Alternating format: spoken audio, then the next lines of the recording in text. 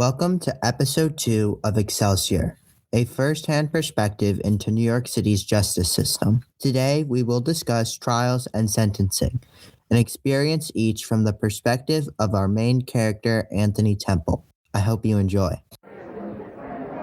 Imagine you are in a cold courtroom. You have recently been in a courtroom, but this one is smaller. A judge sits in the front with a large American flag behind him. You look down at the docket, a trial schedule, and it says you are having a bench trial. You are sitting with your lawyer, and he is busily looking through his papers. All rise. The judge motions for the prosecutor to begin, and she stands with a determined look. She confidently faces the judge and begins.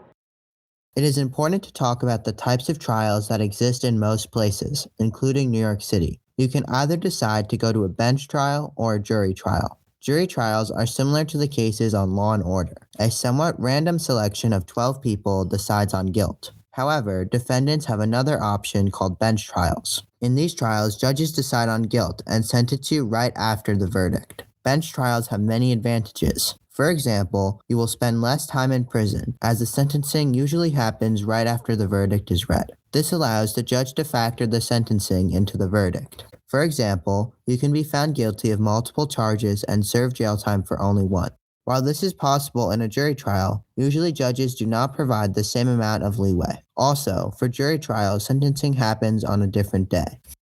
Plea deals are also accepted easier at bench trials. Studies have shown that you are more likely to be found innocent on a bench trial because judges have more legal understanding than a jury.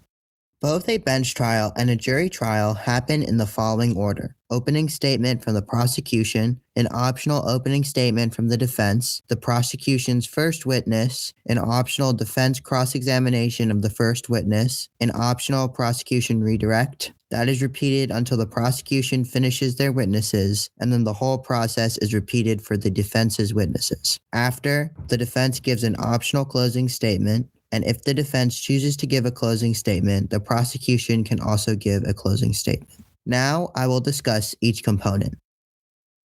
An opening statement is a brief overview of the case, displaying facts that give the jury or judge context for the witness testimony. No evidence can be presented, but sometimes lawyers can use unusual wording like, "we will later show clear proof," to add evidence to their argument.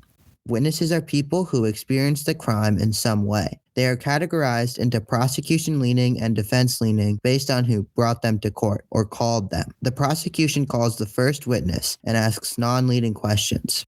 If the witness is hostile, working against the argument by providing testimony that disproves what the lawyers are saying, then the prosecution will move to exclude their testimony. The defense will then ask leading questions, often ending in phrases like "correct." Once the prosecutor has called all of their witnesses and the defense is done with cross-examination, the order switches. Juries can get tired of hearing the same story over and over again, so it is important for attorneys to choose witnesses carefully. Often, an expert can be more convincing than a family member. Sometimes defendants will want to take the stand because they feel like their side of the story is not being shared, but often they admit certain things that will not help their case. After every witness is called, the defense decides if they would like to give a closing statement. If they decide to, then the prosecutor can give one too. Closing statements summarize the case and include evidence.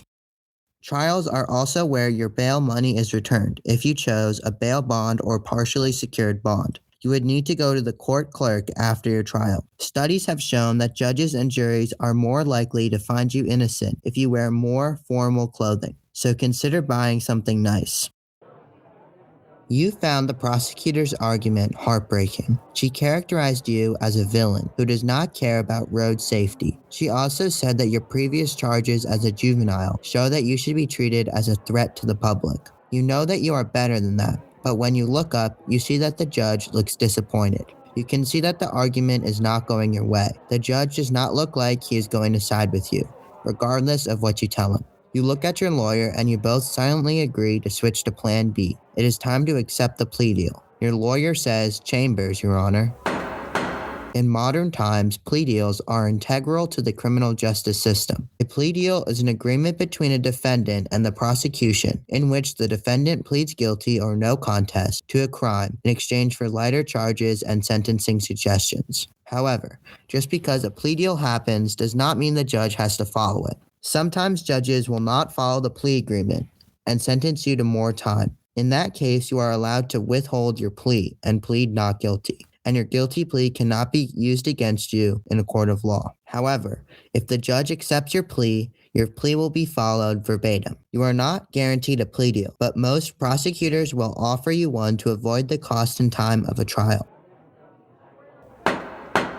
All rise. After the judge, prosecutor, and your attorney return, the judge follows the plea deal that the prosecutor offered before the trial. In exchange for pleading guilty, you will be charged with unauthorized use of a vehicle in the 4th degree. This is lighter than the charge you had before, which was unauthorized use of a vehicle in the 3rd degree. You know that the higher the degree, the lower the sentencing will be. The judge will now hear witnesses and decide on your sentence. Sentencing has a structure similar to a trial. The prosecutor begins with an overview of what they are asking the judge to sentence. They can call witnesses, usually victims, to give a statement and answer questions from the judge. The defense can then call witnesses, usually family members and friends, to provide context for the defendant's actions and character. Usually the defendant will apologize to the victim and to the public. This is the most emotional part of the justice system because people's lives are being decided. Your lawyer calls your last witness, who is your brother. You see his disappointed yet determined face as he sits in the witness box. Your lawyer asks him questions about your upbringing and the home you both grew up in. At the end of the questioning, the judge looks up and says that he has reached a verdict. I do not normally do this, but I think you can improve yourself without needing to go to jail. I'm going to send you to the community courts to get evaluated. We are going to follow the evaluation. I am also going to follow the prosecutor's recommendation that your license be revoked. You will also need to turn in any firearms that you own. Any questions? You shake your head and thank the judge. There are 9 types of rehabilitation courts in New York City. I will now go over each distinctive court. Community courts are where offenders can be sentenced to only community service. This helps the defendant by teaching them skills they can later apply to a profession. It also helps to better the community and saves the cost of jailing the defendant. Drug treatment courts are where defendants go to get help with their drug addiction.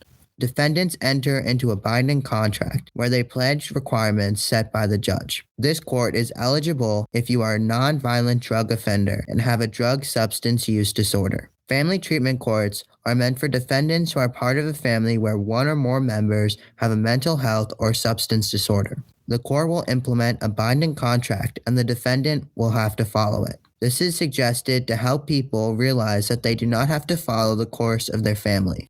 Human trafficking courts are where defendants who are victims of human trafficking can go to get mental health support for their trauma. To attend this court, you must be charged with patronizing a person engaged in prostitution, unlicensed massage, and sex trafficking. Mental health courts are where defendants go when they have a serious mental health issue that requires a professional. You must have a documented mental health disability to attend this court. Opioid courts are for defendants who are prescribed an addictive pain medicine. They can receive support to overcome their addiction. To attend this court, you must prove that you were prescribed medication. Veterans treatment courts are where defendants who have served in the military go to obtain help to return to a lawful civilian life. You must be a veteran to attend this court.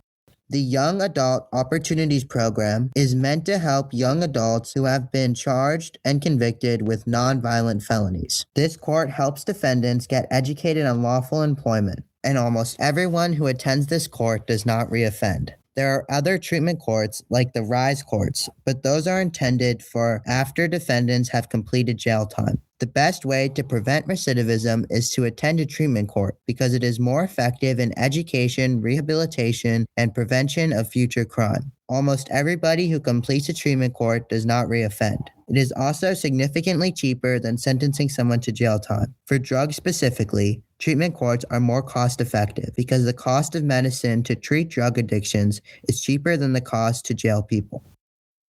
I hope you enjoyed episode 2 of Excelsior, a first-hand perspective into criminal justice in New York City. Come back next week to learn about recidivism. I hope to see you there.